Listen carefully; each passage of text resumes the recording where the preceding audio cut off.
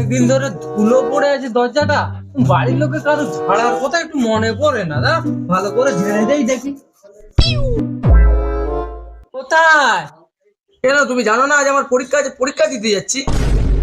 পরীক্ষা দিতে? একদিন তো ঘরে পড়তেই দেখলাম না, তুই কি পরীক্ষা দিবি? ক্যালমা আছে, না পড়েই পরীক্ষায় পাস করে যাব, দেখবে শুধু। ক্যালমা। একবার পরীক্ষায় ফেল করো, তারপর কেলিয়ে বৃন্দাবন পাঠিয়ে দেবো। আচ্ছা ওইসব কথা বাদ দাও। 100 রুপিস ফার্স্ট। 100 রুপিস কি রে? 100 টাকা বল।